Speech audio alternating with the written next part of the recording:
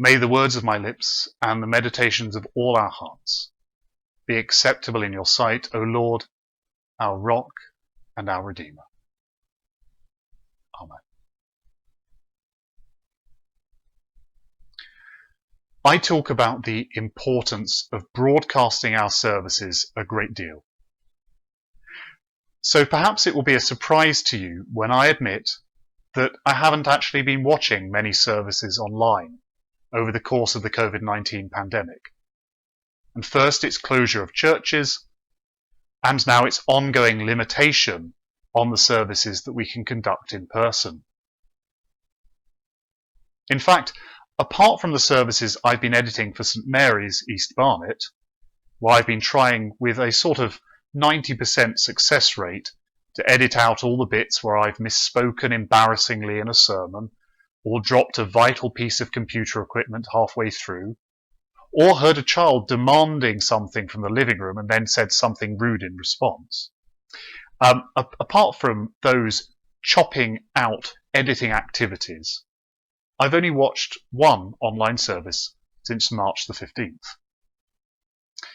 That was the service for St Albans Day, broadcast from St Albans Cathedral, when we decided that St Mary's wouldn't broadcast a service itself, so that we might encourage our congregation to engage with the virtual Albantide pilgrimage. And despite that service having the kind of production values that come with a diocesan budget, rather than the strictures of parish finances that mean we've bought our camera second-hand off eBay and all the editing is done by a very unwilling volunteer, I had to switch off the service halfway through, as it was just too painful to continue watching. In particular, seeing someone celebrate the Eucharist on their own, apart from the camera operator, was just too lacking in the physical substance of what we seek to do in all our worship, which is to join together as a community to celebrate as the body of Christ, in order that we might more fully become the body of Christ. That's, after all, why churches were built, as houses of prayer for people to be formed by the action of praying to change the world. Something of that feeling of awkward absence, of a lacking of something important, still persists in our worship life, I believe, no matter how engaging and innovative our approach to gathering in worship under the conditions of COVID-19 has become. Whether we're meeting in church yet socially distanced, or logged on to a Zoom, or viewing a YouTube video, whatever we do seems to me to lack some of the physical joys of meeting all together in worship, with all of our hearts, all our minds, and of course all our voices raised to the Lord. And that highlights that whatever we do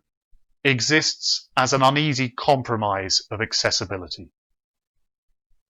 It reveals the fact that whatever we have done before the pandemic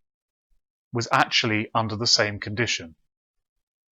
where the needs of some were always met less well than they ought, where all in the assembly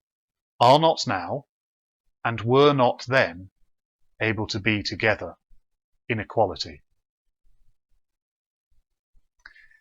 For some people, broadcasting so many services online has hugely increased the accessibility of our church's worship. It's now possible for people who did not find it easy to enter a church building because of the physical limitations of those buildings, and also the limitations of church leaders' understanding of their needs, to access a far greater range of spiritual resources than ever before. And the closure of churches to public worship has helped those of us who did not, we thought to ourselves, find it hard to enter church buildings, to recognize with a new humility and empathy the needs of our brothers and sisters for a greater prioritization of their access to our shared holy places now and in the future. For others, whether or not they are now technically able to come into a church building and attend a service, the restrictions around what we are able to do in person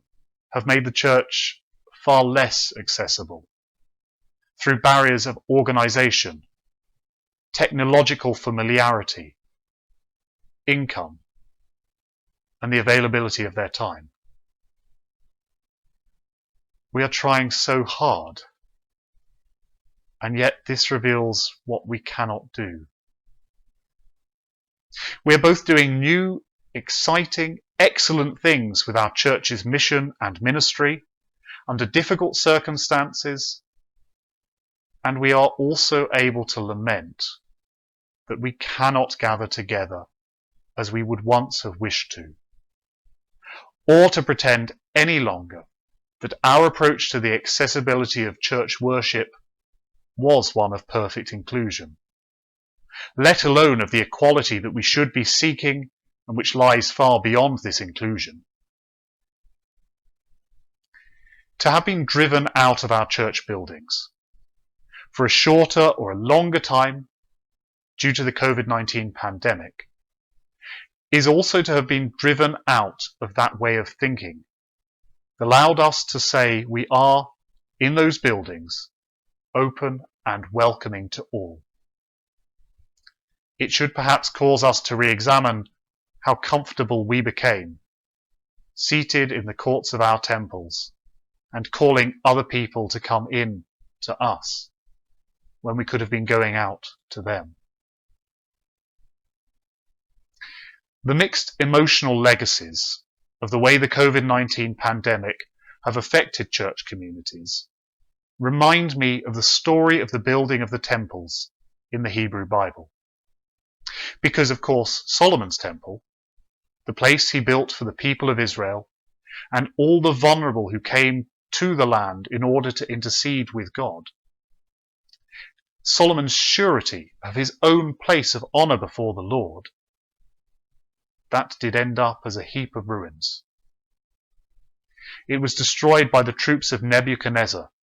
and the leaders of the people of Judah were carried off into Babylon, to a strange land where they could no longer sing the Lord's song. And its successor building, which the Romans eventually destroyed after Jesus' lifetime, well, when that was erected in the time of Ezra, at the order of Cyrus, king of Persia, it was put up with a great shout of joy to God that could still not be separated or distinguished from the sound of the weeping of those who had seen the old temple in all its glory. That kind of song, of intermingled praise and pain, is perhaps the only one we can sing in the public ministry of our churches at the moment. Now, that's not entirely true from a legal point of view, but let's not let the COVID-safe risk assessment intrude on this metaphor. For we have accomplished a huge amount in terms of our adaptability to unforeseeable situations and technological innovations. Yet we are still anticipating and going through a season of trial and uncertainty and of the knowledge of further grief to come. We have more months of this pandemic ahead of us. But beyond that, a continued need to reassess how best to rebuild the Lord's house in our strange land. The way that we worship in our churches binds together triumph and tragedy in the light of a shocking, confusing, a strange new future. Perhaps that is fitting, for it is like the cross and the resurrection itself, which was forged in and of the confrontation between death and new life, which carries still the taint of tragedy and the hope of transformation. and which transforms Christian communities so that we can be signs of God's glory in the world throughout its troubles and its pains. How shall we rebuild the Lord's house in a strange, socially distanced land? And how will we be shaped in all our churches by the honesty and the pain, as well as the hope of the cross?